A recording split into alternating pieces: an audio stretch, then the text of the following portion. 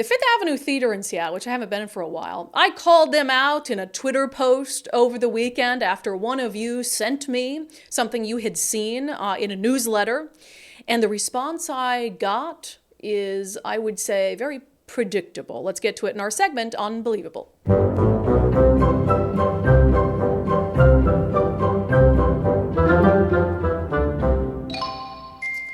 Arts, culture, racism, apparently it all goes together. The Fifth Avenue Theater, they put out a notice about something that they called Global Majority Night. So global majority is a term that people started using around, like more kind of the early woke people, around the early 2000s, basically to flip the idea of, the minority phrase that was used on its head to say calling people of color in the US or in Europe minorities is very Eurocentric, because actually globally people of color are the majority. So Fifth Avenue Theater says it's having a global majority night. And I want to read for you what that entails. It says these performances are dedicated to inviting Black communities, Indigenous communities, and communities of color to experience our shows together. The Fifth Avenue Theater recognizes that our global majority community members have historically been met with elitism and exclusion in our theater. We have to change. We are asking what belonging truly means to us and how we can best be of service to the abundant vibrancy of Seattle. As one initiative, we hope these evenings of theater will be ones where self-identifying members of the community can come together to enjoy storytelling and engage with the performance. And it goes on to say that if you are a person of color, a member of the, quote, global majority, that you get discounted tickets. It goes on to say the Fifth Avenue Theater is happy to welcome guests for Global Majority Night and kindly request that individuals who do not identify as global majority please refrain from using the code on the honor system. So basically they're saying, hey, if you're Black, you can bring your white friend, but only you can use the global majority discount code and your white friend can't. As if any white person would want to show up to a theater and be confronted with racism. Again, it's not reverse racism, it's just racism. So I saw that, I'm like, for the love. And I'm going to talk about some of the issues I have with it in case it's not clear. But I tweeted out, because this was after our show on Thursday, I tweeted out at Fifth Avenue Theater, might as well put up a sign that says, no whites. I said, keep dividing our communities under the guise of inclusion. Great work. And I mean, if your path to inclusivity goes through exclusivity, then you're doing it wrong and you might be a bigot. And that's the point that I made on Twitter, which is, can you imagine if any theater said we are having a night where white people get discounted tickets and Black people don't? Can you imagine the uproar? I think it's absolutely ridiculous that we have gotten to this point as a society where we are not only leaning into racism, but trying to undo wrongs of the past through racism. Makes no sense. So I'll just say I wasn't particularly surprised this morning when I went to see whether Fifth Avenue Theater had responded to criticism around this, to find that I had been blocked. I am blocked from following the Fifth Avenue Theater or seeing their tweets. How inclusive is that? How typical, how absolutely predictable that I make a valid point about how they are dividing our communities through something as wonderful as theater and the arts. Something that should bring our community together, something that shouldn't be a place where we have political and social feuds, and they're using it explicitly to drive people further apart on the basis of race. What do we talk about? Creating division where no division exists. Am I suggesting that racism isn't a thing anymore? Of course it is, as is evidenced by this. But in a city like Seattle that is so progressive, are we really to believe that if white people went to the theater with Black people that we would have some sort of situation? Again, creating division where division doesn't exist. So we had a few of you who I know sent emails to Fifth Avenue just on your own saying, hey, what's going on here? I really disagree with this.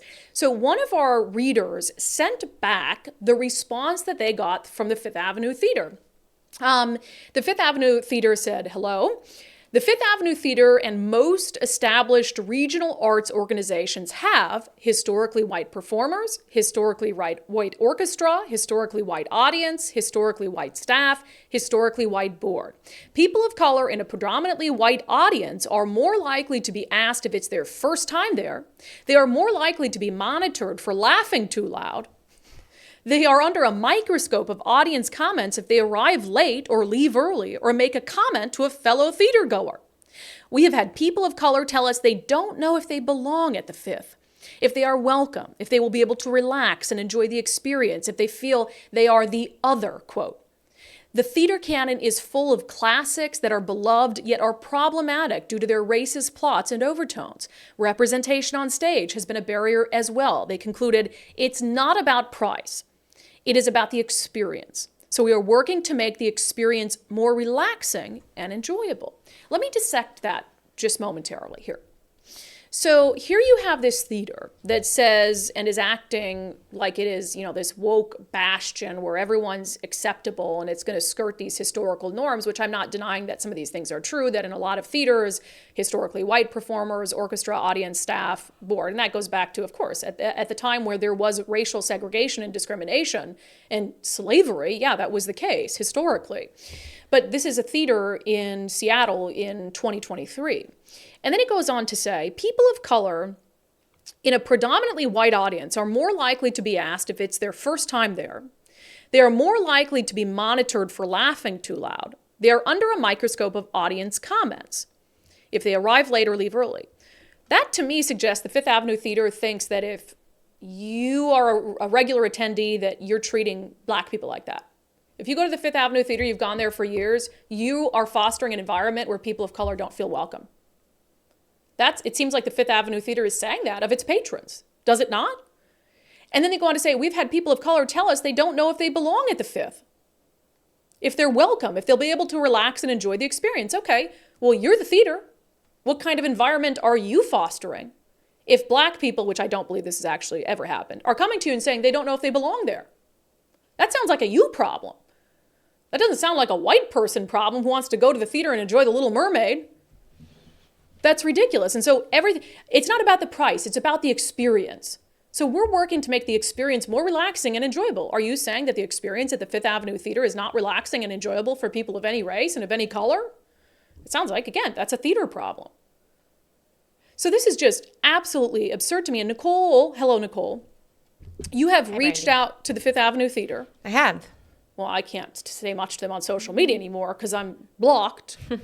And you made a really good point to them because we've invited them on. Like if they want to talk about why they think that this is appropriate in 2023 to discriminate against people based on the color of their skin when it comes to something like theater, you can come on. We'll give you a platform to talk about it. But you made a good point about white people who are lower income. Right. Yeah. I just asked if I said this appears extremely divisive.